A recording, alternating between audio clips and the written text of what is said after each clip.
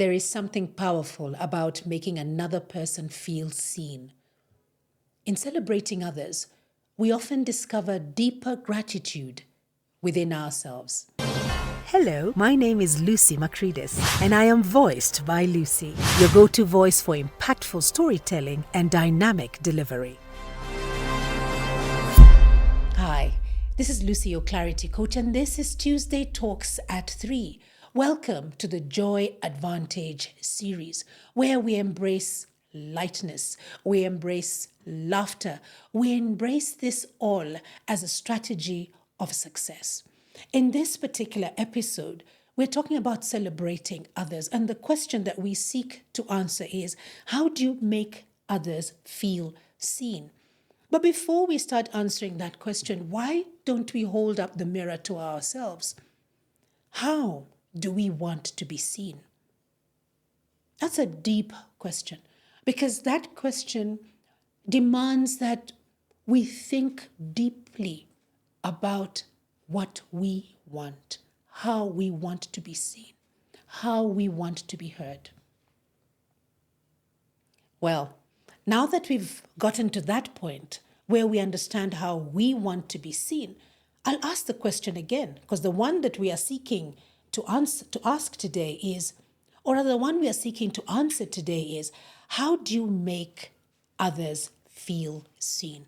So take it from your angle. You've already answered that question. How do you want to be seen? How do you want to be heard? Start thinking from that point. In other words, you are wearing somebody else's shoes. And you're meeting them at that point where they want to be seen, because that's very important. I find that it's appreciation. How do you appreciate somebody? That is key, because you definitely want to be appreciated also.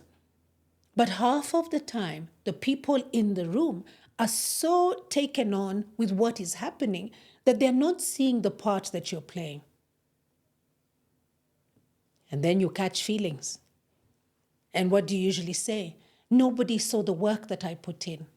They all said thank you to so-and-so. The accolades were about the company and not me. Yet without me, the company is not going to perform. That is catching feelings.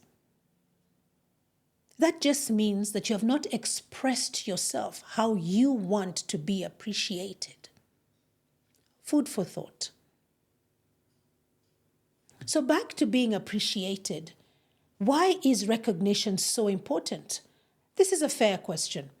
And being able to engage with this question allows you to explore further. And I hope that you will see that people flourish when they are valued. If you're able to acknowledge somebody who's in the room or acknowledge what somebody has said, in fact, what is coming to my mind right now, we have a big thing going on right now in the world, and that is receive your flowers. I'm sending you flowers.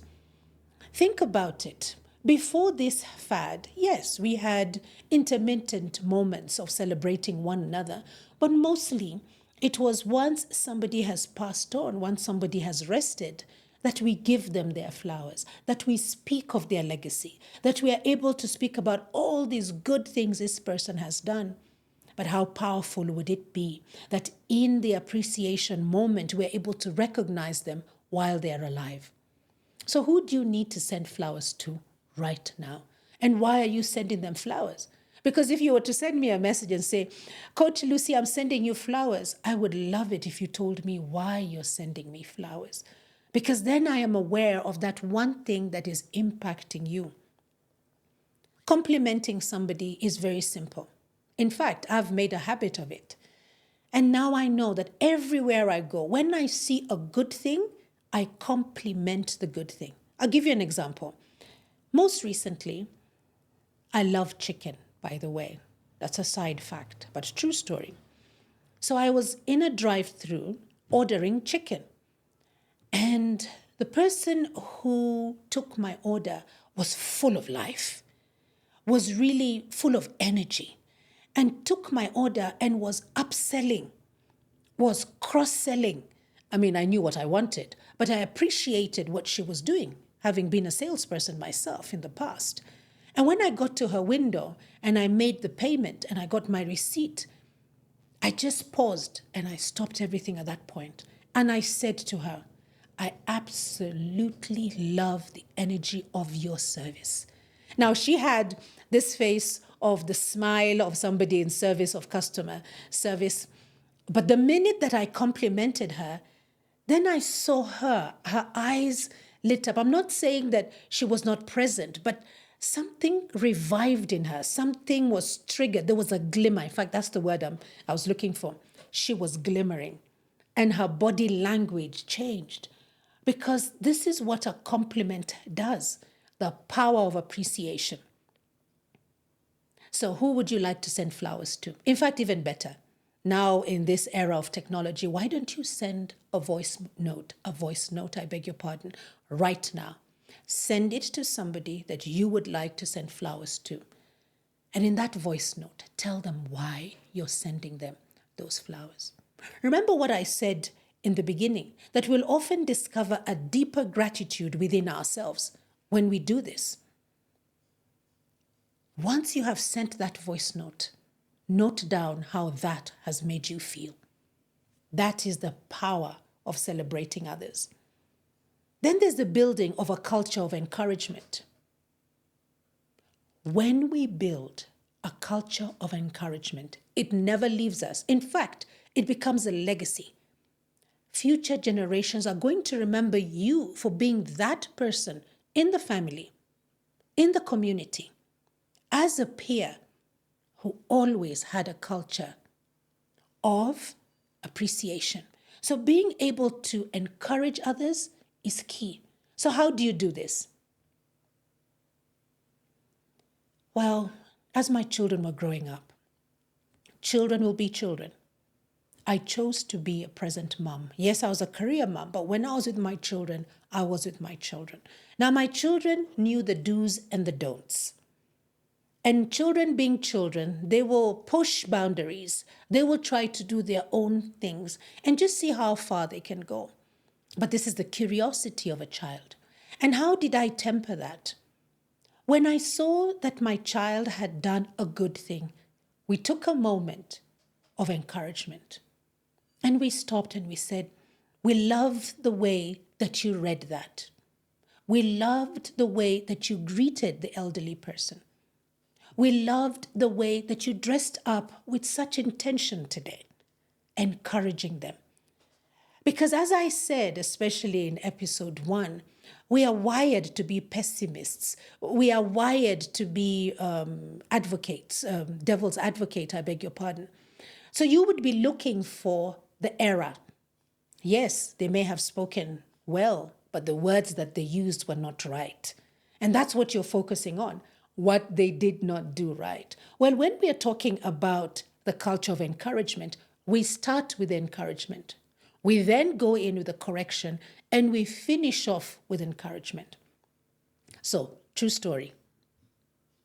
I would do this all the time, whether we were at home, whether we were in church, whether we were with friends outside, community gathering, whatever it was. I would encourage my children. And then I would speak about the areas of correction and bring back the encouragement. And people noticed what I was doing. And so they look at the behavior of the child and then they wonder why I'm encouraging this child instead of disciplining this child. And I said, this culture of encouragement allows this child to multiply by X that good behavior. And when we deal then with the behavior that needs correction, they take it positively. They don't take it as being embarrassed, as mom being a pain, as being put down. And this is a skill that prepares them later on. In fact, today they are millennials.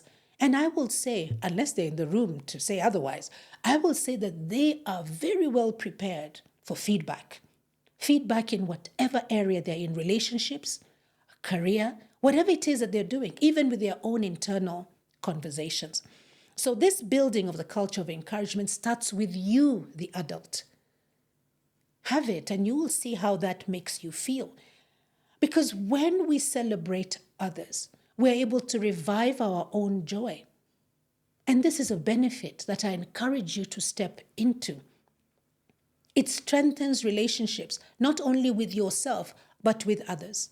And this builds up your confidence. And this is a big thing that I get from my clients from across the table. I do not feel confident. Well, how about trying the Joy Advantage framework? Choose joy.